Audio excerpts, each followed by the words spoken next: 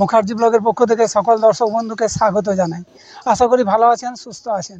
আজকে আমি এসেছি পূর্ব বর্ধমানের পুলিশ লাইন বাজার থেকে কিছুটা দূরে শালবাগান মোড়ের কাছে রয়েছে এক জাগ্রত মনসা মায়ের মন্দির।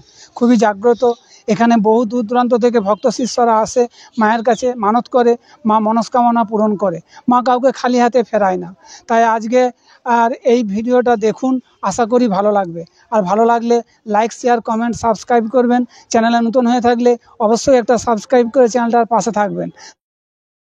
যদি আপনারা ট্রেনে আসেন, সে যেদিক দিয়েই হোক, বর্ধমান স্টেশনে নামুন, ওখান থেকে 1 নাম্বার প্ল্যাটফর্ম হয়ে বাইরে আসুন। এই রাস্তাটা দিয়ে বাইরে এসে সামনে মেন রোড, ওখান থেকে আলিশা বাস পাবেন অথবা টোটো পাবেন। বলুন পুলিশ লাইন বাজার যাব। বাসে ভাড়া নেবে জন পিছু 10 টাকা, আর টোটোতে নেবে জন পিছু 15 টাকা। পুলিশ লাইন বাজার, আমি ওই ধারটা ধরে এসেছি। ওখানে বর্ধমান স্টেশনে নেমে এই রোডটা ধরে এলাম। এসে এই যে সামনে যে মোড়টা, এই মোড়টাই হলো পুলিশ লাইন বাজার মোড়। আর এই যে সোজা রাস্তাটা দেখছেন, এই রাস্তাটাই যাবে শালবাগান মোড়। তো চলুন ওই ভেতরে যাওয়া যাক। ওখান থেকে টোটো পাওয়া যাবে, টোটো ধরে যাওয়া যাবে। চলুন। তো এটাই হলো শালবাগান মোড়। এই যে 4 মাথার রাস্তা দেখছেন, ওইদিকে একটা রাস্তা গেছে, এই দিকে একটা রাস্তা গেছে, আর ওইদিকে একটা রাস্তা গেছে, এবং এইদিকে একটা রাস্তা গেছে। তো আমি এসেছি পুলিশ স্টেশন বাজার মোড় হয়ে এই রাস্তাটা ধরে। আমি অটো ধরে এসেছি। এখানে আমাকে অটোতে নামিয়ে দিল, অটো ভাড়া নিল 10 টাকা। আর এই যে সামনে সোজা রাস্তাটা দেখছেন, এই মহাত্মা গান্ধীর স্ট্যাচুটার পাশ দিয়ে এই যে রাস্তাটা যাচ্ছে, এই রাস্তাটায় কিছুটা গেলেই আদিবাসী পাড়া পাবেন। এই সামনে যে স্কুলটা দেখছেন, এই স্কুলটার পাশ দিয়ে এই রাস্তাটায় ঢুকতে হবে। ওই ধার থেকে এলেন, ওই ধার থেকে এসে বাঁ দিকে স্কুলটা পাবেন। স্কুলটার পাশ দিয়ে এই যে রাস্তাটা ঢুকছে, এই রাস্তাটা ঢুকে কিছুটা যেতে হবে। তো স্কুলের পাশ দিয়ে ঢুকেই বাঁ দিকে প্রথম যে গলিটা পাচ্ছেন, ওই গলিটা আবার ঢুকে পড়ুন। মানে এই যে গলিটা, এই গলিটায় ঢুকে এই এসে এই যে রাস্তাটা, মায়ের গর্ভগৃহ সংলগ্ন নাট মন্দির আর শ্বেত পাথরের বানানো ঝকঝকে পরিষ্কার এবং একটি তুলসী গাছ।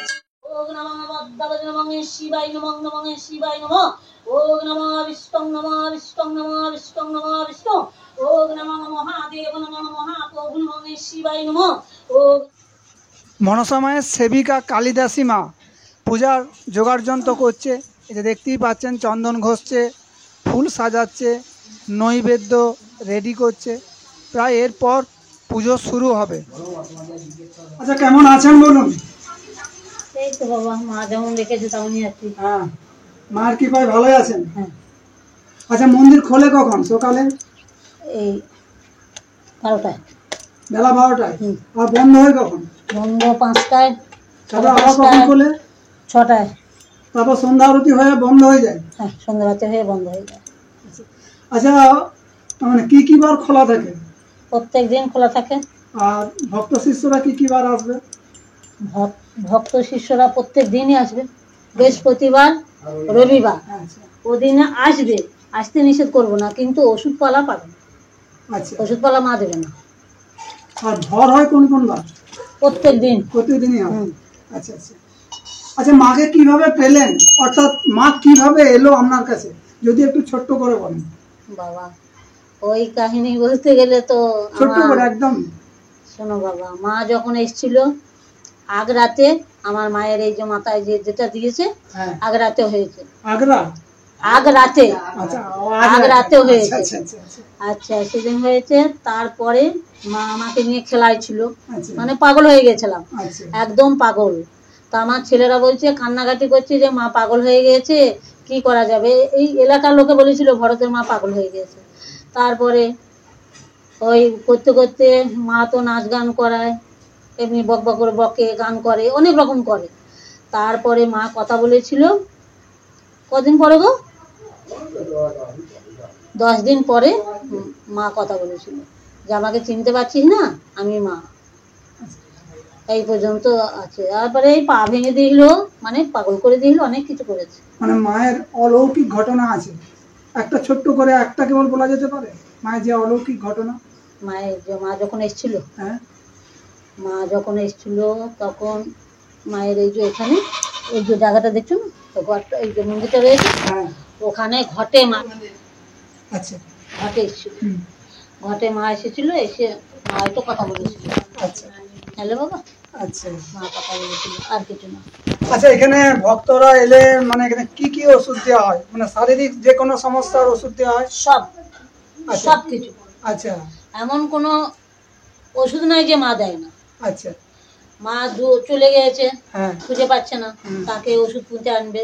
আচ্ছা, বাচ্চা হচ্ছে না, বাচ্চা হবে। নাকে রক্ত উঠছে, বন্ধ করবে। মুখে রক্ত উঠছে, বন্ধ করবে। আচ্ছা, ভূত পেয়েছে, বন্ধ করবে। আচ্ছা। সব মানে আর মা যে সব কিছু করতে পারে। মানে মায়ের কাছে আসতে হলে কেবলমাত্র ভক্তি এবং বিশ্বাস নিয়ে আসতে আসতে হবে। হবে, আচ্ছা, মায়ের বিশ্বাস।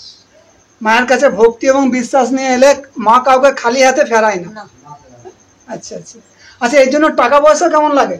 টাকা পয়সা বাবা, আমার কাছে মায়ের টাকা পয়সার কোনো আদেশ নেই। আচ্ছা, ওষুধের দামটা আচ্ছা, 101 টাকা নেই, আচ্ছা, আর কিছু না। আচ্ছা, তো যে কোনো সমস্যাই হোক। যে কোনো সমস্যা, আচ্ছা, আমার টাকার দাবি নাই বাবা। মানে যার যেমন মর্জি এমনি যেমন হলে সে ইচ্ছা নিতে করে পারে। দেবে। হ্যাঁ, দেবে। হ্যাঁ। এবার মায়ের কাছে এসে মানত করলে যদি মানত পূরণ হয় তা তো এমনিই দিবে ভক্তরা। এমনি দিয়ে যায় তো, দিয়ে যায়। আচ্ছা, আচ্ছা, আমার মা কাউকে কোনোদিন আজ পর্যন্ত চায় না। আচ্ছা, এখানে মায়ের উৎসব অনুষ্ঠান কি কি হয়?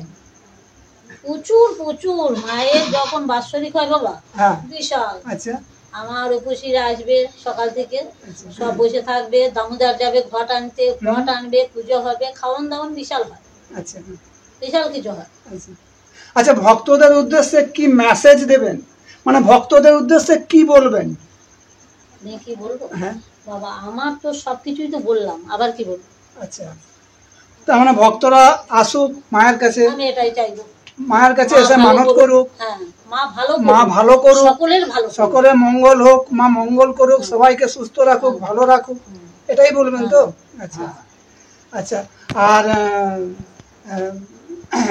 তো মায়ের যে ওষুধপত্র দেন, এগুলো কি মায়ের পায়ের ফুল বা ঘটের জল বা এইরকম টাইপের কিছু এগুলোই দিতে হয়। এগুলো দিতে হয়? আচ্ছা, মাদুলি, তাবিজ, কবজ কি ভক্তদের নিয়ে আসতে হবে না? তাবিজ যেতে ইচ্ছা হলো সে নিয়ে আসবে, হ্যাঁ, আর না ইচ্ছা হলো আমার মায়ের ওষুধ, ওই যে বললাম যে আমার মা ওষুধ আনতে নিয়ে যায় আচ্ছা, আমাকে, আচ্ছা, এবেলা কোথায় যে মা ওষুধ আনে আমি আজও বলতে পারবো না। আচ্ছা, সেই ওষুধ আমার ভক্তদিকে দেওয়া যায়। আচ্ছা, আর সেটা পড়তে হবে তাই তো? হ্যাঁ, পড়তে হবে। কতদিন পড়তে হবে? পড়তে হবে, বা খাবার ওষুধ দেয় খেতে হবে। খেতে কতদিন? 3 দিন খাবে।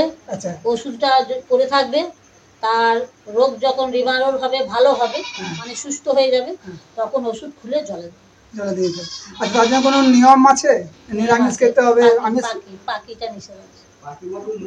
আচ্ছা, ওই দুটো বাবা ওষুধ পড়ে থাকলে খেতে পারবে না, আচ্ছা, আর ওইটা খুলে খেতে হবে।